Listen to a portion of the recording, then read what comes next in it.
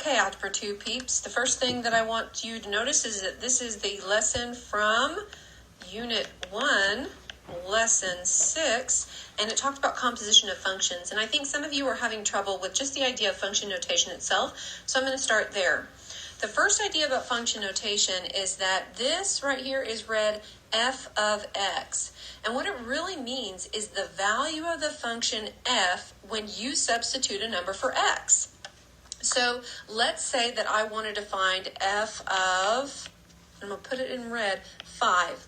What that means is every time you see x in this part of the function, you are to replace it with the number 5. So what I'm going to do is I'm going to write the function without the x. And you guys know when you substitute, it's a good idea to use parentheses. And they're telling you that x should be worth 5 here. So instead of going f of x equals x plus 3, they want me to substitute a 5 in the place of all the x's. So that means that my result here is f of 5 is equal to, well, 5 plus 3 is 8. F of 5 equals 8. And what that means is the value of the function, when I put in the number 5 for x, I get out 8 as my y value. And that also means I have an ordered pair. That's 5, 8 on the graph of this thing. So that's just a little bit about function notation. It's important to realize that before we move on to the composition of functions. So let's go on over here to the composition of functions. When you're doing a composition of functions, you basically have two functions and you're putting one function inside of another function. So here we have two functions. We've got f of x. Remember, the value of the function f when I put in x is going to be equal to x minus 7. And over here with g of x, the value of the function g, when I substitute something for x, is going to be 1 over x. Now, the first thing when we're talking about composition of functions that I want to talk about is this notation right here. It's not my favorite notation, and I just want you to realize really what it's saying. This is f of g of x. It's not fog of x, people. It's f of g of x. I like to write it the other way, f of g of x, because now I can see, if you'll remember, f of x, this is what we're putting inside the function. They want me to, in fact, I'm going to erase it, and instead of x, I'm going to write, they want me to put g of x inside of that function. Okay, so I'm going to be putting g of x inside of f. And also some of you guys realize that when you have order of operations, when you're talking about order of operations and you use parentheses, you're supposed to do what's inside the parentheses first, right? So in essence, what this is telling me to do is put x into the function g of x, and then put g of x, whatever you get out of that, put that whole thing into the function f, okay? So what we're going to do, they don't give us an x value for g, so we're going to put everything that is g of x, this is everything that's g of x, we're going to put it in this spot in the function f.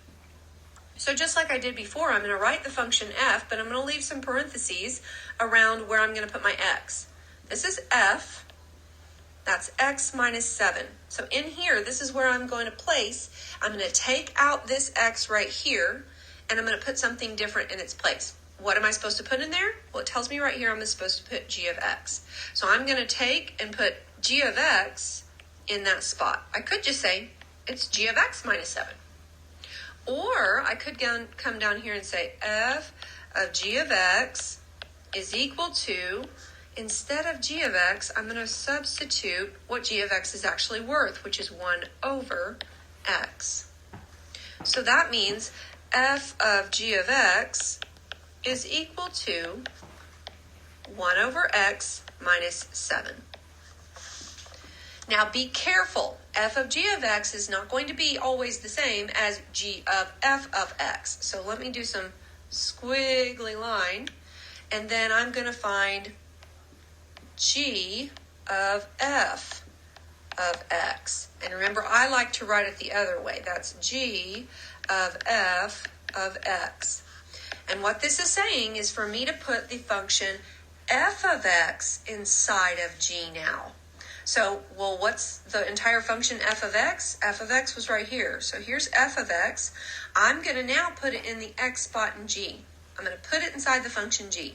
So I'm going to begin by writing out my g function. That's 1 over, and I'm going to leave some parentheses. This is where the x goes in the g function. And what am I going to put in there? The f of x. Well, f of x was x minus 7. So that means g of f of x is equal to 1 over x minus 7. Okay, peeps? I hope that helps. I'm going to do one more thing with that. And what that thing is now is, let's say I asked you to find, here's one function, f of x is equal to x plus 8. And the other function, g of x, is equal to x squared. Ooh. What if I ask you to find f of g? Oh, lordy. Oh, lordy, people. Let me try that again. F of g of 2. Well, think about your order of operations, right? Parentheses matter, and the parentheses kind of tell you what order to do things. Put 2 inside of g, and then put g, whatever you get out of that g of 2, put that in the function f. Now, there's two different ways to do this. The first way is to just do what we just said right there. Let's find g of 2 first. And remember what g of 2 means. That 2 means I'm going to replace in the function this, g of x, which is x squared, I'm going to replace that x with 2. So there I am. So how much is g of 2? Well, g of 2 is just 4. So g of 2, if g of 2 is 4, that means I can say, well, what's f of 4 now? Well, f of 4, remember, I'm going to take out, in that function, I'm going to take out x and put 4 in its place. 4 plus 8, f of 4 is equal to 12. That's one way to do it. Another way to do it is very similar to what we just did. Let's just find f of g of x first. Remember, that means I'm going to put the function g inside of f. So here's everything that's g of x. I'm going to put it in that x spot. So I'm going to leave my parentheses and put a plus 8. That's the function f. And now I'm going to put that x squared minus 2, x squared in the spot for the x. I don't know where I got minus 2 from.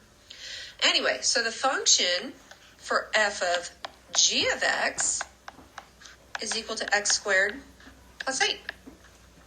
Well, now I can do f of g of 2 with this, and all I have to do is put 2 in the spot of the x that I see here.